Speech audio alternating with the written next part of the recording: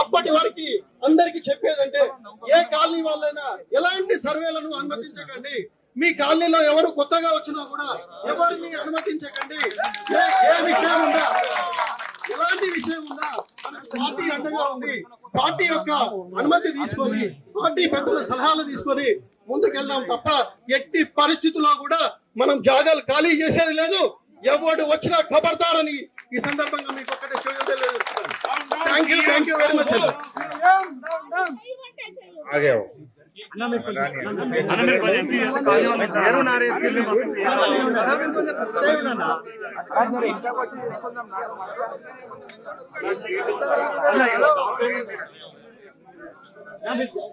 Sir మేము మూసి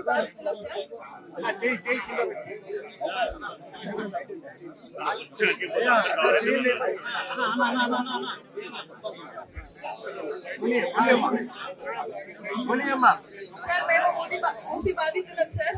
TV on చేస్తే red line అంటారు, బ్లూ లైన్ అంటారు. మాకు ఏమి తెలియదు సార్ ఏ రెడ్ లైన్ ఏ బ్లూ లైన్ అని సర్వేలో చెప్తున్నారు సార్.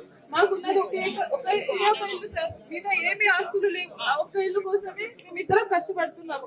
మేము ఐటీ జాబ్ వాళ్ళం. మాకు ఎప్పుడు ఉద్యోగాలు ఉంటాయో తెలియదు, ఎప్పుడు వెళ్తాయో కూడా తెలియదు, ఎప్పుడు రిసెషన్ వస్తుందో తెలియదు. కానీ ఏదో ఒక ఇల్లు ఉంటే మా పిల్లలకి మా ఫ్యూచర్ కి బాగుంటుందని. నేను అనంతపూర్ ప్రాపర్ సార్, నాకు హైదరాబాద్ కాదు. అనంతపూర్ నుంచి ఇక్కడ వచ్చి మా జాబ్స్ ఉన్నాయి, మేము ఇక్కడ ఏదో మా పిల్లల ఫ్యూచర్ బాగుంటుందని అక్కడ ఏదో ఆస్తులు అమ్ముకొని ఇక్కడ వచ్చి కొన్నాం సార్. ఇప్పుడు సడన్ గా వచ్చి ఇది మీ ఇల్లు కాదు, మీ ఇల్లు పూజ చేస్తామంటే మేము ఎక్కడ వెళ్ళాలి? మాకు ఏ 2 BHK వద్దు సార్, ఏమి వద్దు. మాకు ఇక్కడ ఆఫీసర్స్ దగ్గర, స్కూల్స్ దగ్గర పిల్లలు సేఫ్ గా ఉన్నాము. ఇన్ని రోజులు ఒక టెన్షన్ లేకుండా నిద్రపోయేవాళ్ళు. ఒక్క నిమిషం కూడా మాకు కరెంట్ పోయేది కాదు. ఇప్పుడు అన్ని కష్టాలే సార్. 9 months నుంచి చాలా కష్టపడుతున్నాం సార్. నిద్రపోవాలంటే భయం వేస్తుంది, లారీ సౌండ్ వస్తే భయం వేస్తుంది.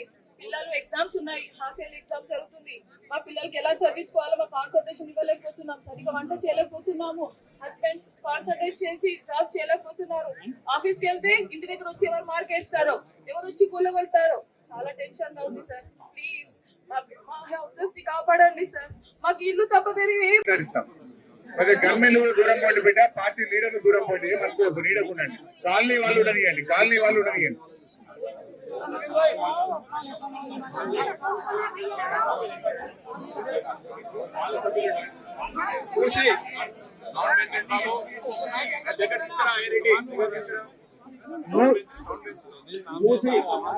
స్వామి గౌడ్ సార్ ముందుకు రమ్మన్నమ్మా.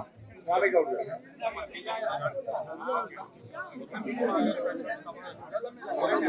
మూసి రివర్ డెవలప్ చేస్తామని గవర్నమెంట్ ఒక ప్రపోజల్ తో మన ముందుకు వచ్చింది.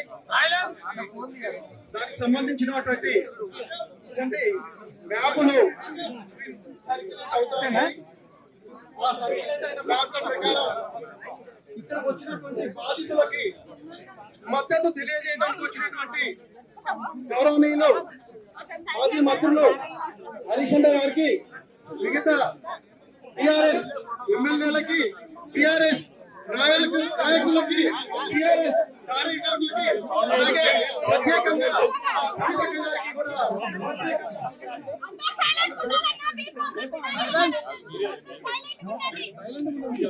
బాబు కెమెరామెన్ ఎక్కువ ఇబ్బంది పెడుతున్నారు బిడ్డ, వచ్చే వాళ్ళు మాట్లాడి ప్లీజ్.